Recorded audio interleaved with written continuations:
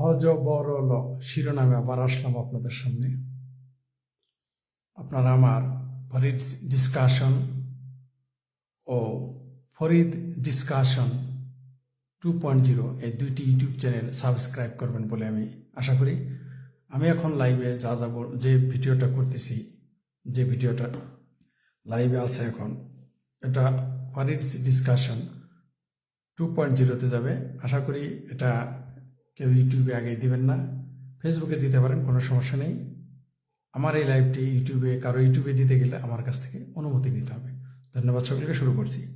হযবরল প্রান্ত পলাশ। আজকে আমি আমার কিছুই বলবো না, যা সামনে আসে তাই বলবো। প্রান্ত পলাশ লিখেছেন, মানে দেখা যায় না এভাবে। প্রান্ত পলাশ লিখেছেন 50 মিনিট আগে, হুজুর সারাদিন মেয়েদের বদনাম করে আর সারা রাত 4 বউ নিয়ে ঘুমানোর স্বপ্ন দেখে ইনকালাব ইঞ্চিবাদ। লিখেছেন প্রান্ত পলাশ, আমার প্রিয় প্রান্ত পলাশ। তারপরে SM দেলোয়ার তুষার লিখেছেন, তার পোস্ট দিয়েছেন 1 মিনিট আগে, পাবনা যুবলীগ নেতাকে কুপিয়ে হত্যা।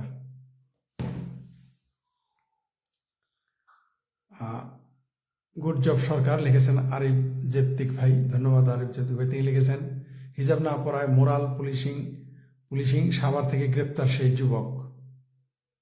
এই বদরা ধর্ষণ করার পক্ষে বক্তব্য দিত।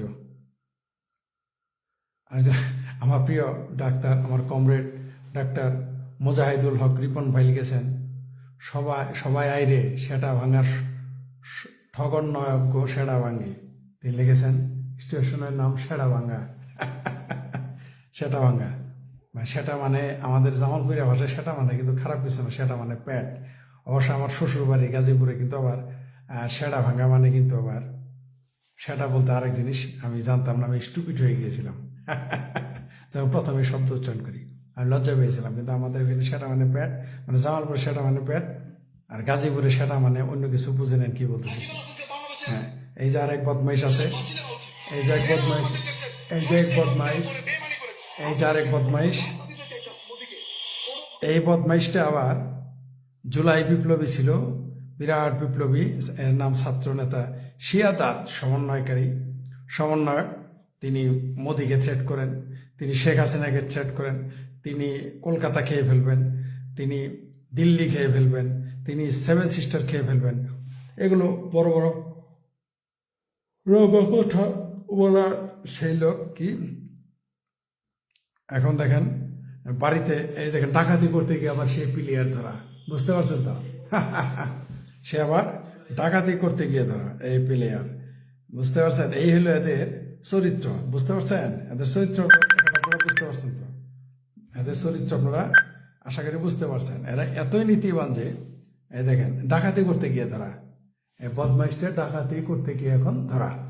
লম্বা লম্বা কথা বলেছে আন্দোলনের সময়, অনেক লম্বা লম্বা কথা, বুঝতে পারছেন? বিরাট নীতিবান সমন্বয়ক, শেখ হাসিনার পতনে আন্দোলনের নেতা। দিল্লি দখল করবে, কলকাতা দখল করবে, 7 সিস্টার দখল করবে। এখন ডাকাতির কেসে গিয়ে ধরা, নিশ্চয়ই শেখ হাসিনা সরকার ধরে নাই। ঠিক আছে, বুঝতে পারছেন তারা কারা ছিল? আচ্ছা, এবার আসি। আমি তো হযবরল যেহেতু,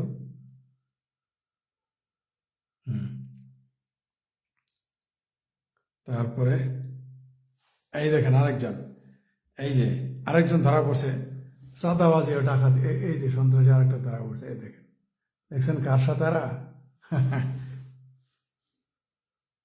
ওই যে রাসেল, নারী উত্তক্তকারী, এটা আরেকজন রাসেল। দেখেন কার সাথে, আরেক সমন্বয়কের সাথে রাসেল গ্রেপ্তার হয়ে গেছে। সে অনেক আগে কন্টেন্ট বানাইতো নারী বিদ্বেষী। মোহাম্মদ মহিউদ্দিনের পোস্টে দেখলাম এটা দিয়েছেন। আচ্ছা, তারপরে দেখেন আরেকজন লিখেছেন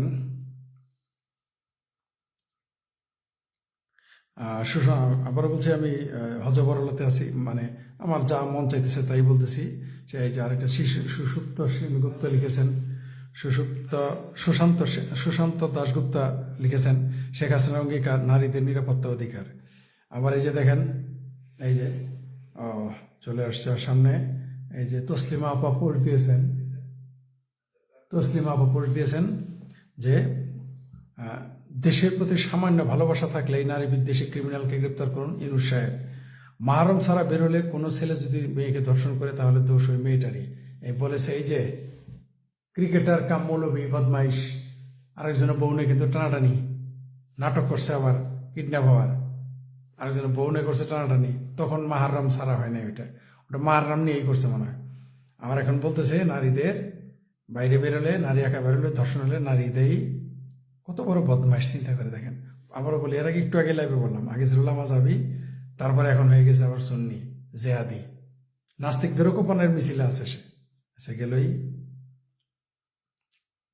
এই যে আরেকজন পাওয়া গেছে দেশে ধর্ষিতাদের, এই যে এই লিখেছিল সৈয়দ তানভি, লিখেছেন দেশে ধর্ষিতাদের আত্মারা সব এখন মেয়েটিকে খুঁজে বেড়াচ্ছে, বুজুর্গ এই মেয়েটির ইচ্ছে সেদিন পূরণ হয়েছিল।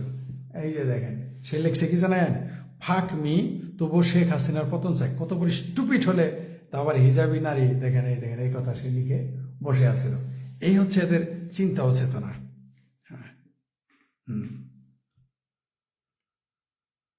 চট্টগ্রামে এখন তো ডাকাতির হিরিক, আছে চট্টগ্রামে মহাসড়কে ডাকাতির হিরিক, ডাকাতি। হ্যাঁ, তারপর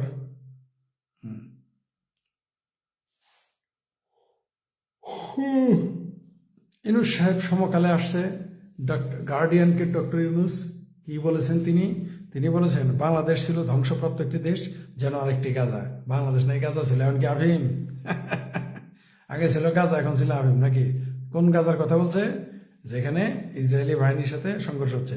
গাজা নিয়ে কিন্তু একটা কথা কোনোদিন আমরা বলতে শুনি নাই ইউনূস কাকুকে, জাতে মাতাল তাহলে ঠিক। দৈনিক জনকণ্ঠে আসছে জাতীয় নাগরিক কমিটিকে রাজার দল আখ্যা দিলেন, জাতীয় নাগরিক পার্টিকে রাজার দল আখ্যা দিলেন রুবিন ফারহানা। এই যে আরেক ভারতীয় সিকুবাম, আমার প্রিয় আফজালুর রহমান হেলাল ভাই লিখেছেন। এই যে আরেক প্রিয়, দেখেন আরেক পথ, একে নিয়ে আমি আরেকটা ভিডিও করেছিলাম এবং লিখেছিলাম, পত্রিকা কলাম লিখেছিলাম। নিজের দোষে নারীরা কুপ্রস্তাব পান, মমতা শঙ্কর, ঠিক আছে, তিনি লিখেছেন ভয়ঙ্কর, পুরুষতন্ত্রের দীক্ষিত নারী বড় ভয়ঙ্কর। চিন্তা করে দেখেন, নারীর দোষে কুপ্রস্তাব পান মমতা শঙ্কর, তাহলে তারে যদি আমি প্রস্তাব দিই, কুপ্রস্তাব দিই, তার জন্য কি সে দায়ী?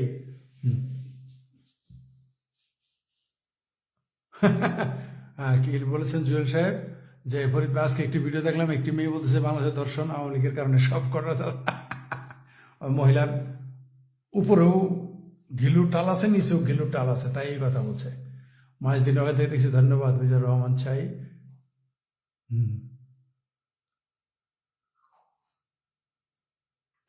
তারপরে কি,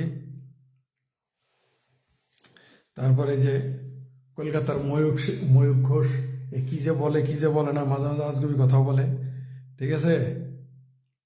আর এই যে মেয়ে বলছে, দেখেন আরেকজন বলতেছে যে নিরাপত্তা দিতে পারেন না এমন প্রধান উপদেষ্টার দরকার নেই, এক নারী বলতেছে। আর এই যে শায়লা আহমেদ লোপা আপার পোস্ট হলো, পরে শোনাই আপনাদের। শায়লা আহমেদ লোপা বলেছেন সাজ্জাদুর রহমান থেকে রাখাল রাখা, নজরুল ইসলাম থেকে আসিফ নজরুল হওয়া মানুষগুলো আর যাই হোক ভালো মানুষ না হয় নিজের মায়ের দেয়ার নাম কেউ বদলায়। চমৎকার বলেছেন লোপা আপা, আপনি দারুণ বলেছেন। বদমাইশ এই রাখাল রাহানে পরে পোস্টে আসতেছি। হ্যাঁ,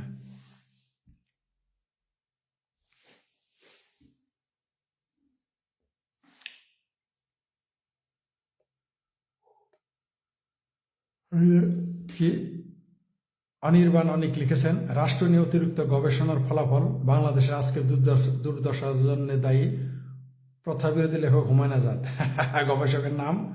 গবেষকের নাম হচ্ছে রাখাল রাখা ওরফে সাজ্জাদ হোসেন। তিনি লিখেছেন হুমায়ুন আজাদ বেঁচে থাকবেন মহাকালের মহাসন্তান হিসেবেই। ডক্টর হুমায়ুন আজাদ বেঁচে থাকবেন মহাকালের সন্তান হিসেবেই লিখেছিলেন মঞ্জুরে খোদা তরিক। তার জবাবে এই রাখাল রাখা বা টাউট রাখাল রাখা লিখেছে যুদ্ধ না করে চেতনার বড় সৈনিক সাজা, কথা সাহিত্যের নামে ঘৃণা প্রকল্প ছড়া করা এবং নাস্তিক ও নারীবাদের নামে বিদ্বেষ ছড়িয়ে যারা বাংলাদেশের এই অবস্থা নিয়ে এসেছে তাদের তিনি অন্যতম। ৮০% অশিক্ষা, ৮০% পুষ্টিহীনতা, ৮০% চিকিৎসাহীনতা আর পুরোপুরি দুর্বৃত্তায়িত রাষ্ট্রের বুদ্ধিবৃত্তির কাজ কি? তার ভুল মানদণ্ড যারা নির্ধারণ করে গেছেন তাদের মধ্যে তিনি অন্যতম। মানে রাখাল রাহারা এখন বুঝতেছে, রাখাল রাহারা এখন তো ডক্টর হুমায়ুন আজাদ তো নাস্তিক ছিল, মিস্টার রাখাল রাখা ওরফে সাজ্জাদ হোসেন আপনি তো নাস্তিক না, আপনি এখন দৌড়ানি খায় পালাইতেছেন কেন?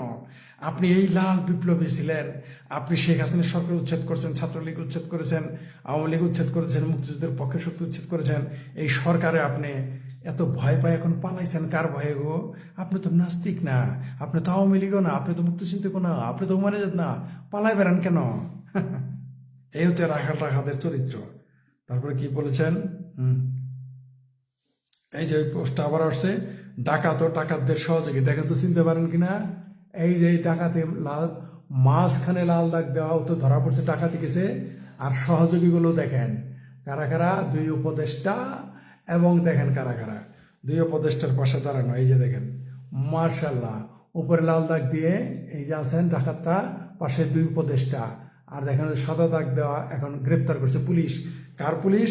যাদের দলের নেতা, যাদের উপদেষ্টা, তার পুলিশই তাকে গ্রেপ্তার করেছে। আওয়ামী লীগ ধরলে বলতো ষড়যন্ত্র। বুঝতে পারছেন তারা কারা? এই দেখেন, আগে তো শুধুমাত্র পুরোহিতদের মারতেন, এইবার দেখেন পুরোহিতদের ঘরে গিয়ে মারতেন। এবার দেখেন আফজল রহমান হেলাল ভাইয়ের পোস্ট, হাবিবুল্লাহ বাহার কলেজের উপাধ্যক্ষকে কুপিয়ে হত্যা। দেখতে পাচ্ছেন? এই যে কুপিয়ে হত্যা, ধর্ষণ, কুপিয়ে হত্যা, ডাকাতি, ঠিক অভাব নাই। তারপরে যে উঠতেছে আমাদের মুক্তিযুদ্ধ জাদুঘর। হুম হুম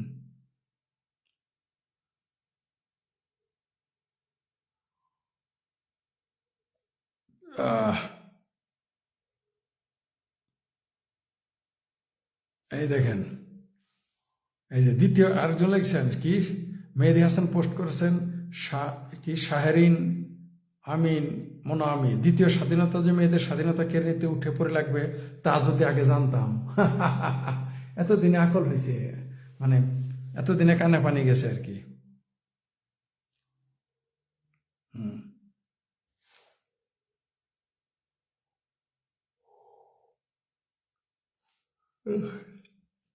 আবার এই যে দেখেন খুব সুন্দর, কি ছিলেন তিনি আগে? তিনি ছিলেন, হ্যাঁ হ্যাঁ, এই যে হুমায়রা নূর, বাংলাদেশ আওয়ামী লীগের কেন্দ্রীয় উপপ্রচার কমিটির একজন সদস্য, এখন তিনি নাগরিক কমিটিতে চলে গেছেন। আগে ছিলেন আওয়ামী লীগের নেত্রী, এখন তিনি এই জাতীয় নাগরিক কমিটিতে ইউনূসের চামচাদের দলে চলে গেছেন। এই যে মাশাল্লাহ, এই যে ডাকাতের সাথে দুই উপদেষ্টা, এই ধরা পড়া ডাকাতের সাথে আমাদের দুই উপদেষ্টা, একজন ডাকাত, চিন্তা করে দেখেন আর কত ভয়ঙ্কর। দুই উপদেষ্টার সাথে ছবি তোলা লোকটি একজন ডাকাত, যে লম্বা লম্বা ভারত বিদ্বেষী কথা বলার জন্য বিখ্যাত, তিনি ভারতকে খেয়ে ফেলবেন, ভারতীয় জজবা পাকি পেয়ারা পাকিস্তানি। এখন দেখেন এই ডাকাত, তার পুলিশেই তাকে ধরেছে। এই যে কি সুমন ভট্টাচার্য, তিনি একটা সুন্দর পোস্ট দিয়েছেন, আয়ান হিরসিয়ালি, ধর্ম তিনটি জিনিসকে ভয় পায়, ধর্ম তিনটি জিনিসকে ভয় পায়, ধর্ম তিনটি জিনিসকে ভয় পায়, বাক স্বাধীনতা, চিন্তার স্বাধীনতা ও স্বাধীন নারী। চমৎকার বলেছেন। আসলে এই ধর্ম এই তিনটি জিনিসকে চূড়ান্তভাবে ভয় করে, ভয়ানকভাবে ভয়। স্বাধীন নারী, চিন্তার স্বাধীনতা এবং বাক স্বাধীনতাকে সবাই ভয় পায়, রাষ্ট্রও ভয় পায়, ভয়ঙ্কর ভয় পায়। ধর্ম না শুধু, রাষ্ট্র এই তিনটা বাক স্বাধীনতাকে প্রচণ্ড ভয় পায়। তারপর কি আছে?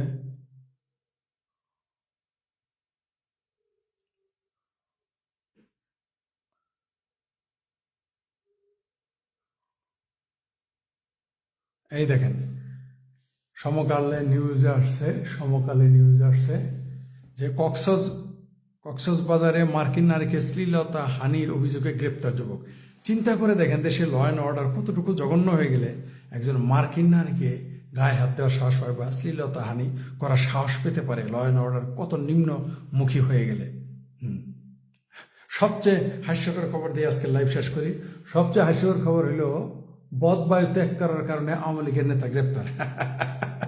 তিনি লুকিয়েছিলেন, দেখছেন আওয়ামী লীগের কর্মীদের বদবায়ু, বুঝতে পারছেন আওয়ামী লীগের নেতার বদবায়ু কত বিপজ্জনক, বুঝতে পারছেন? বদবায়ুর শব্দ শুনে আওয়ামী লীগ নেতাকে ধরল পুলিশ, তিনি পালিয়ে গেছিলেন, কিন্তু তিনি যখন পাদ মেরেছিলেন তখন তিনি ধরা পড়ে যান। দুর্ভাগ্য তার জন্যে, তার ভাগ্য, মানে একটা আমাদের জামালপুরে একটা প্রবাদ আছে, কপাল যখন পায়ে পড়ে বুঝছেন? কপাল যখন বায়ে পড়ে তখন তখন পেটের পোলাও সতীনের ঘরে গিয়ে থাকে, বুঝছেন? তো আরেকটা আছে যে কপাল যখন বায়ে পড়ে তখন কাঠের পুতুল হার খেয়ে ফেলে। এর দশা হচ্ছে তাই পালিয়েছিল, খুঁজে পায় নাই, পাদ মারার কারণে মানে বদ পায় ত্যাগ করার কারণে আওয়ামী লীগ নেতা ধরা পড়ে।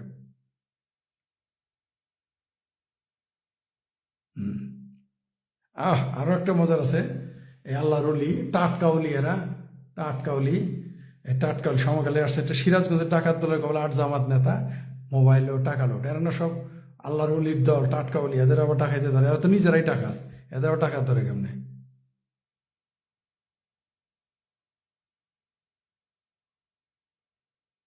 হুম।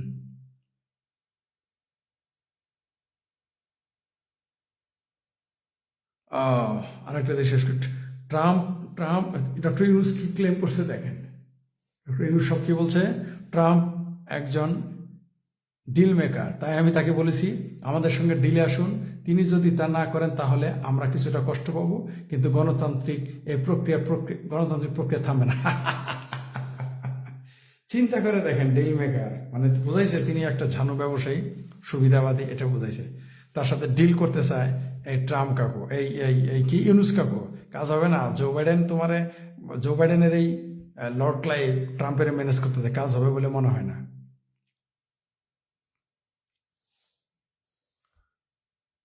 বাংলাদেশ আওয়ামী লীগ থেকে একটা পোস্ট আসছে, বাংলাদেশ আওয়ামী লীগ এখানে একটা পোস্ট আসছে যে নওগাঁতে গ্রেপ্তার হওয়া পুত্র শোকে বাবার মৃত্যু, নওগাঁ জেলায় 5 নং রসুলপুর ইউনিয়নের আওয়ামী লীগের সদস্য রেজাল করিম গ্রেপ্তার করা, পুত্র গ্রেপ্তার সহ্য না করতে মারা গেছেন। এই দেখেন, এদের কারণে যে আইসা সিদ্দিকা লিখেছেন পুরো ইসলাম ধর্মটাকে এরা কলঙ্কিত করেছে। মুসলিম সমাজ, মুসলমান, মসজিদ এবং এই এই ইসলামকে এরা কলঙ্কিত করতেছে। আয়েশা সিদ্দিকা লিখেছে ইসলাম ধর্মের সৌন্দর্য, শান্তি সব পুরুষ দণ্ডে ঝুলে থাকে। এই কথাটা তিনি বলতে পারতেন না এই বাটপারটা যদি এই ধরনের কথা না বলতো যে নারী একা বাড়ালে ধর্ষিত হবে। কিরকম মগজ এদের, কিরকম মগজ পচে গেছে এদের। আরো তাদেরও পচে গেছে যারা এদের ইনভাইট করে মসজিদে নিয়ে যায় ওয়াজ করে, এদেরও মগজ পচে গেছে।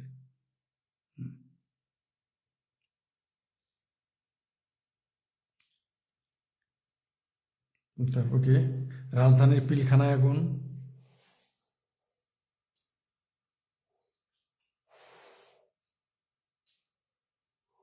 হুম। মহিউদ্দিন মোহাম্মদ লিখেছেন একেও ধরা হয়েছে, আমার পাঠকের একটি কাজ দিচ্ছি, অনলাইন অফলাইনে নারী বিদ্বেষী জঙ্গিবাদী কার্যক্রমে, এটা বলেছেন মহিউদ্দিন মোহাম্মদ। এমন আইটি পেলে তাদের নাম, পরিচয়, ঠিকানার ছবিগুলো দিন, সামনে এদের বিরুদ্ধে বড় অভিযান আসছে, পরিচয় সংগ্রহ করতে না পারলে অন্তত আইডি লিঙ্ক দিন, সেভ করে রাখুন। আগের সরকার এদেরকে আইডি লিঙ্ক দিয়ে ধরতো, আইডি লিঙ্ক দিয়ে নাম, পরিচয়, আইপি অ্যাড্রেস বের করার প্রযুক্তি আইন শৃঙ্খলা বাহিনী হাতে রয়েছে। ফেসবুক সরকারকে তথ্য সরবরাহ করে থাকে। ভিপিএন ব্যবহার করলেও রক্ষা নেই, কারণ ডিভাইস সিগনেচার গোপন করা যায় না। এই দেখেন, ওই যে রাসেল সিনেমা টিনেমা করতে বদটাকেও গ্রেপ্তার করা হয়েছে। মহিউদ্দিন সাহেব লিখেছেন সম্প্রতি রাজধানীর শ্যামল স্কোয়ার এলাকায় নারীর প্রতি সহিংসতাকারী মোহাম্মদ রাসেল হোসেনকে গ্রেপ্তার করে ডিবাই ক্রাইম ইউনিট। এও দেখবেন উপদেষ্টাদের সাথে ছবি আছে। হ্যাঁ, তারপরে মার্শাল্লাহ এই চরমোনাই অ্যাক্টিভ মিডিয়া লিখেছে একদিনের ব্যবধানে 2টি ছবি, আপনি কাকে খুঁজে পাচ্ছেন? 2টি ছবি কি? এই যে দেখেন, মার্শাল্লাহ। হুম। এরা নারীকে বোরখা পরে আবার এই যে দেখেন নারীদের সাথে ইফতার করে। কি বুঝলেন? কি বুঝলেন? বেগারা নারী ঘরে তুলতে চায়, আবার বেগারা নারীর সাথে ইফতার করে। এই হচ্ছে জামাতের চরিত্র। আহা, ভেরি স্যাড। কিস্তির টাকা দিতে না পেরে রিক্সা চালকের আত্মহত্যা। ভেরি স্যাড, খুবই দুঃখজনক ঘটনা। হ্যাঁ।